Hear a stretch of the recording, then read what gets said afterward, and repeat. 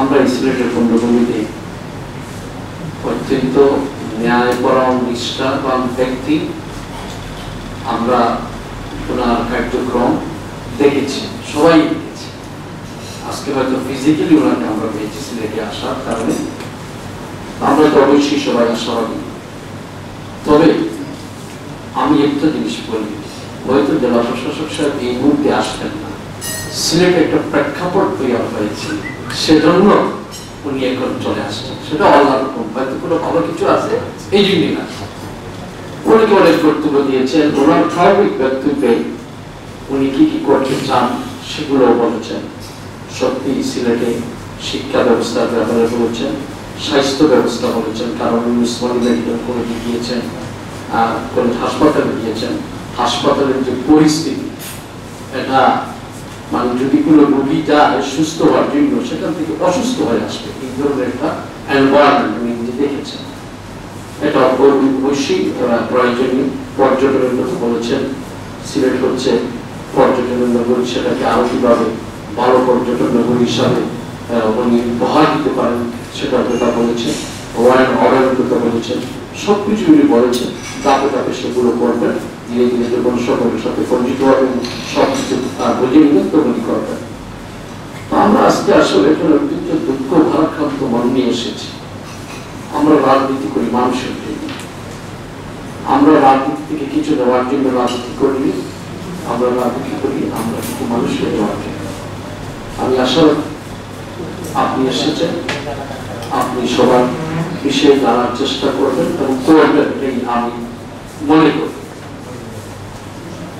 আমরা 5ই আগস্টের পরে পরিস্থিতি ছিল, এখানে যারা সবার আগে আমরা কিন্তু কাজ করেছি মানুষের জন্য। বিশেষ করে আমরা মানুষের ব্যবসা প্রতিষ্ঠান, সনাতন ধর্মাবলম্বীদের মন্দির, উপাসনালয়, এগুলো আমরা মাইকিং করে আমরা কাজ করেছি।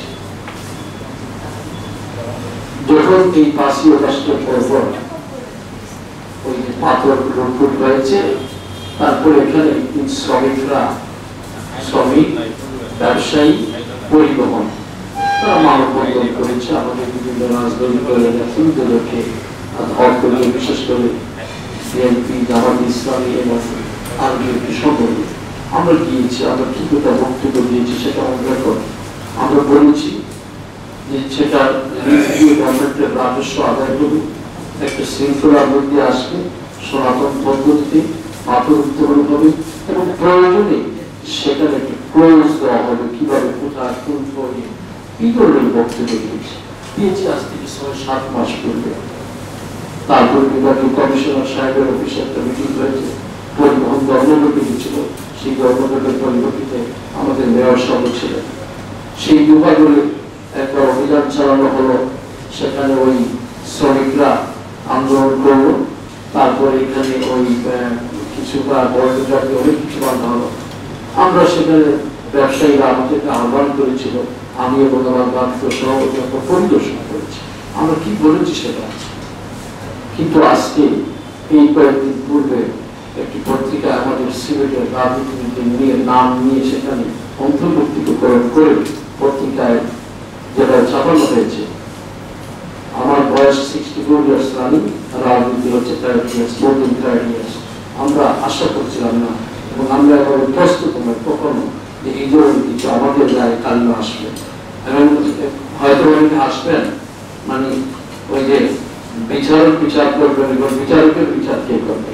আমার ওয়াইফ কালকে পাঠিয়েছেন মোবাইলে, অনেকের তো বিচার করবেন এবং তোমার বিচার কে করবে। এই ধরনের আমরা কি আশা করি আমাদের এই সিলেট সমৃদ্ধি নগরী, আমরা যারা সবাই রাজনীতি করি, সবাই কিন্তু এবং আমরা রাজনীতি থেকে কিছু পাওয়ার জন্য করি, কাউকে খারাপ প্ররোচনাও কোনোদিন দিই। এই ধরনের একটা জিনিস ঘটলো, এটা তো আমরা ঈশ্বর দিবস এটার জন্য আন্দোলন করি। যারা লুটপাট করে দেশ থেকে হাজার হাজার কোটি টাকা লুটপাট করে গেল, যারা বিদেশে বাসাবাড়ি করলো, তাদের বিচার হওয়া উচিত ছিল। কিন্তু তার পূর্বেই আমরা পবিত্র নগরীতে সিলেটে এই যে অপবিত্র একটা জিনিস, হ্যাঁ করেছে দুষ্কৃতিকারা আছে, প্রকৃতপক্ষে যারা করেছে তাদেরকে অবশ্যই আইনের আওতায় নিয়ে আসা প্রয়োজন। সেটা অতীতেও বলছি, এখনো বলবো, ভবিষ্যতেও বলবো। যারা প্রকৃত দোষী, যারা এখানে কাজ করেছে তার পিছনে, তাদেরকে নিয়ে আসেন। তাতে আমাদের সহযোগিতা থাকবে এবং আশা রাখি আমাদের জেলা প্রশাসক সাহেব অত্যন্ত দক্ষ এ বিষয়ে। আপনি আপনার প্রশাসনের লোক এই বিষয়টাকে তদন্ত করে দেখেন কারা এই সমস্ত বিষয়ে জড়িত। এবং ইতিমধ্যে আমার ছোট ভাই বললেন, আমরা তো ওই দিকে যাইও, ওই ব্যবসা ছিলিও না, বুঝিও না, এখানে আমাদেরকে সম্পৃক্ত করে এই ধরনের দেওয়া হলো, এটা ঠিক হবে না। তবে যারাই করেছে এই সিলেটে অতীতেও এই অলিয়া উলিয়ার পূর্ণভূমিতে অন্যায়ভাবে যদি কাউকে সম্পৃক্ত করে করা হয়, স্বেচ্ছা আল্লাহর পরিচয় এর বাহিরে কিছু হইল না। আপনার সুস্বাস্থ্য, দীর্ঘায়ু এবং আপনার সকল কাজের জন্য সিলেটবাসী ভালো থাকে। আপনি তো ভালোই কাজ করবেন, আমরা বুঝেছি এবং আশা রাখি এই পূর্ণভূমিতে আপনি কিছু দিয়ে যেতে পারবেন।